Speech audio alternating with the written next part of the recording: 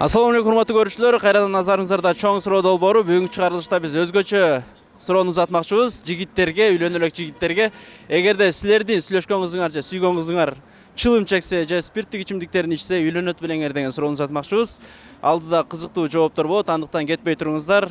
Видеону көрөрдөн мурун сөзсүз каналга катталып, ылдыйга комментарий жазып өзүңүздөрдүн оюңуздарды жана ошондой эле коңгуроо чогун басып койсоңуздар, биздин видеолорду эң биринчилерден болуп көрмөкчүсүздөр. Чоң суроо долбоору баштадык.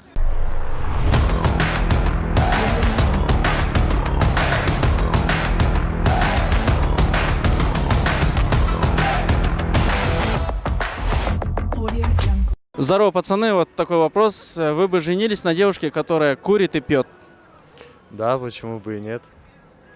А по какой причине надо объяснить? Подробнее. Поподробнее, ну, это ее жизнь, и кто я такой, чтобы ей запрещать или как-то ограничивать. Ну да, пусть курит, пьет, ну, пусть не изменяет, она же жена. А что насчет детей, да, соответственно, вопрос какой? Ну, во время, наверное, беременности нет, но после пусть. Мне нормально, я к этому абсолютно нормально отношусь. Мне кажется, относиться к этому плохо, это очень низменно. И вот. Ты сам куришь? Я нет, я не курю. Пьешь? Нет. Ну, иногда. Нет, я ни разу в жизни не пил, честно. Все, красавчик. Тоже не пью, не курю. Нет, ты бы женился на девушке, которая пьет, курит? Если бы она до меня курила и пила, ладно, но при мне, я к этому так более отрицательно отношусь. Если при мне, то я бы настоял, чтобы она прекратила это. Ассаламу алейкум. Эгерде сүйлөшкөн кызың, сүйгөн кызың чегип же спирт ичимдиктерин ичсе үйлөнөт белең? Жок, үйлөнмөк эмесмин, сүйлөшмөк да эмес. Сүйлөшмөк да эмессиң, үйлөнмөк да эмессиң. Ооба. Себеп? Себеби ата-энем 5 мал намаз окуйт, жана ичкен чеккен хотябы бизде болбойт, мусулмандарда. Вот. Биринчи причинасы ошол. Келечекте балдарыңарда терс таасирин тийгизиши мүмкүн деген ойдо. Ооба. Ден соолуктарына дагы балдардын орукчан болуп калышы да мүмкүн. Сен өзүң чегесиңби, ичесиңби? Жок, ичип да көрмөсүн, чекпейм да. Жок. Үйлөнбөйт элем. Себеп? Себеби билбейм, ичкен, чеккен болбойт го дейм негизи. Карада сен ал кызды аябай жакшы көрөсүң. Бир 5-6 жылдан бери сүйлөшүп жүрөсүңөр. Анан кийин бир күн келип туруп эле сага айтты. Мен ушу чегип баштадым. Ошого кандай көз караштасың десе. Макул дейм элекмин мен. Эгер катуу сүйсөң үйлөнмөксүң. Ооба. Айла жакта. Сен чылым чеккен же спирт ичимдиктерин ичкен кызга үйлөнөт белең? Наверное, да. Если девочка не спивается, если это не привычка, если она не наркоманка какая-то, то, в принципе, ничего страшного. И тем более вот все проблемы решаемы, да, можно человека изменить или просто сопутствовать, да, тому, чтобы человек изменился, да. Вот. А то, что пьет, курит, это, я думаю, ничего страшного. Спасибо большое. Красавчик. Всё. Чылым чеккен, спирт ичимдиктерин ичкен кызга үйлөнөт белең? Ооба. Обоснуй. Жакшылап түшүндүрүп бер. Ну, типа, если вдруг сүйүп калсам, могу кыргызский салттарга обращать элеп этпейм да внимание анча делечи. Если вдруг, типа, ал мени сүйсө, мен аны сүйсөм, то айтам дагычы, чекпе эми. Уже, типа, уят болот андай мындай айтсам, тукса үйлөнмөкмүн да. А так вот, үйлөнмөк беке. Сен үйлөнө бермексиң, ата-энең каршы чыксачы? Ну, я бы объяснил бы им. Мен бул кызды аябай жакшы көрөм, катуу жакшы көрөбүз бири-бирибизди. Бул анча деле маанилүү эмес деп. Маанилүү эмес бул беке. Шо? Всё, чоң рахмат. Чылым чеккен, спирттик ичимдиктерин ичкен кызга үйлөнөт белең? Ооба. Анткени чеккен болсо деле азыр өзүң оңдоп кетсең болот ал жагын. Үйлөнмөк. Бирок ошо ичпей эле кой, чекпей эле кой деп сунуш берет белең? Ооба. Албетте да, аны өзүң оңдойсуң да. Главный нормальный кыз болсо болду. Ал жагын өзүң оңдоп кетесиң. Эгерде сен ал кызды жакшы көрсөң, ал чеккен ичкен сага маанилүү деле эмес. Анысы маанилүү эмес, главный ошонсу. Келечекте балдарыңаргачы ден соолуктан зыян келтирсе? Жок, андайга жол бербейбиз го дейм. Жок, андай болбойт. Же ошо чегип ичип атса бир аз болсо да зыянын келтирет да, ага кандай дейсиз? Эми азыр болсо оңдоп кетсең кийин жакшы болуп кетсе болбойт деле го дейм андай. Демек үйлөнө бермексиң. Ооба. Так, вопрос такой, ты бы женился на девушке, которая пьет и курит? Ну да, конечно, это не такая проблема на самом деле. Все в этом мире решается, потому что пьет и курит человек когда? Когда он одинок или какие-то у него проблемы, он же глушит какую-то боль внутри, скорее всего, да? А так дурная привычка, скорее всего. Но я думаю, да, это не особо такая проблема, она решается. А вот если там что потяжелее, то тогда, наверное, уже нет. Тогда уже... Например? Ну, блин, вот, допустим, есть проблемы такие, как у людей, вот наркоман, все это больные люди же, правильно? Вот, ну, Наркозависимость. да, наркозависимость. Это ты лечишь, не лечишь, это рано или поздно. Единицам там удается когда выпутаться, но все равно они могут 10 лет держаться, 15, это вот статистику, если смотреть так. Но, как правило, срываются и обратно начинают. А пить, курить, конечно, это вредно, но вы можете поменяться, если вы друг друга любите, и надо лучше как-то становиться, да?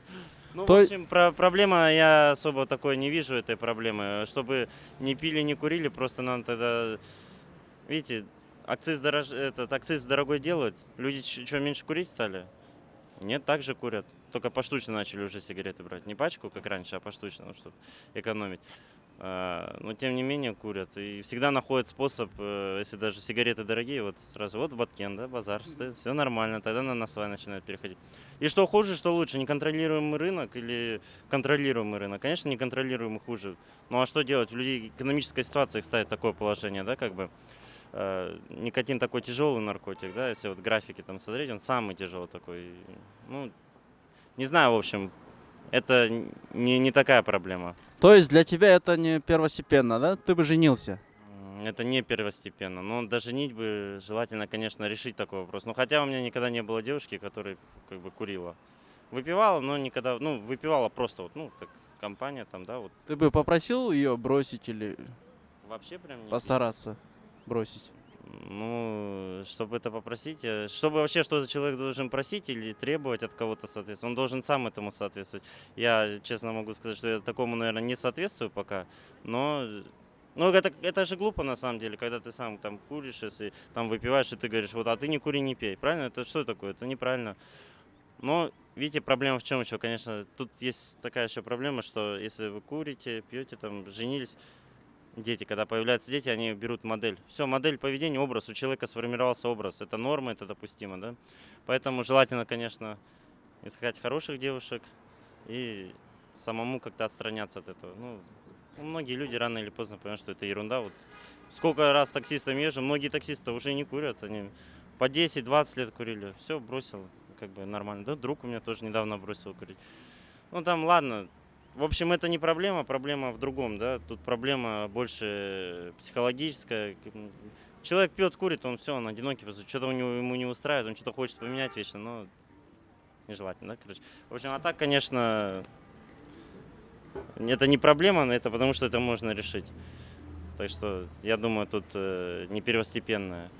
Лучше на другие какие-то факторы смотреть. Недостаток образования, там, эгоизм какие-то. Ну вот врожденные вот у человека есть вот модели поведения. Жадность, хитрость, предательство. Вот на это надо обращать внимание, а не на то, что пьет, курит. Это Красавчик. лучше. Спасибо за такую широкую мысль. Ладно. Спасибо. Так, ассаламу алейкум. Чылым чеккен же спирт ичимдиктерин ичкен кызга үйлөнөт белең? Жо, үйлөнбөйт болчумун, потому что менталитет жарашпайт да андайчы. Ну, как я думаю, девушка не должна, да, так вести себя вот. Вот лично мое мнение. Эгерде сен ал кызды аябай катуу сүйсөң, бири бириңе жакшы көрөсүңөр, бирок чылым чегет да, ошо кандай болуп калат? Анысын билбейт экенмин. Ну, скорее всего бы там сүйлөшпөй коймокмун. Да.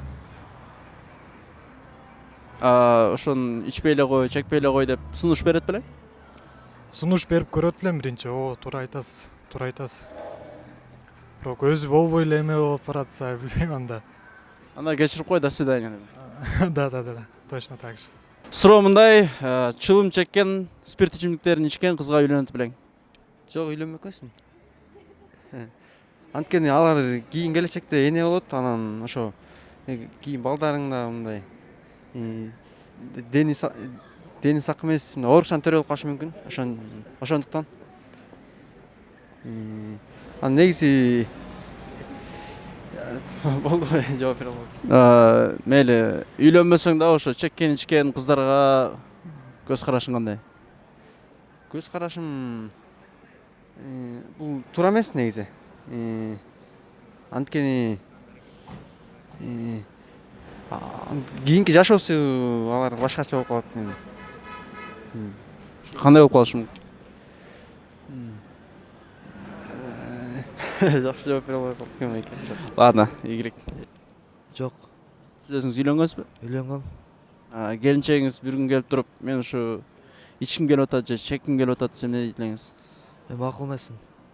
Чектирбейм. Келечекте балдарыңыз ушу үйлөнгөн там, бирок келиниңиз бир минусу бар, ушу ичип коет, анан чегип коет десе эмне дейт элеңиз? Имандуу кызга үйлөн демекмин. Сунуштабайт элеңиз, жөн эле кой дейт. Жөн эле кой дейт. Чоң рахмат беке. Ийгилик ишиңизге. Жок, үйлөнбөйт болчумун. Анткени биздин менталитетке туура келбей калат го дейм. Анан үйдөгүлөргө да макул болбойт го дейм да. Кийин просто бала чакага да зыян болуп калышы мүмкүн да. Ошол. Буга чейин сүйлөшкөн кыздарыңыз чеккен ичкендери болгонбу? Болгон эмес андай. Андай кыздар менен сүйлөшпөйсүз? Жок.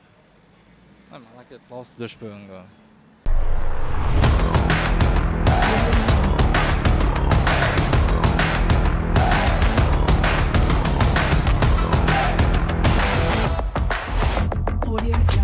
Мына урматтуу көрүүчүлөр, өзүңүздөр көргөндөй эле ар кандай жооптор болду. Жарымы үйлөнмөкмүн десе, жарымы үйлөнбөйт болушум дейт. Сиздер кандай кылмаксыздар? Чылым чеккен кыздар боюнча деги эле оюңуздар кандай? Аны ылдыйга комментарийге жазыңыздар. Жана сөзсүз түрдө каналга катталганды унутпаңыздар. Коңгуроочону басып коюп, биринчилерден болуп биздин видеолорду көрүңүздөр. Чоң суроо долбоору, көрүшкөнчө аман болуңуздар.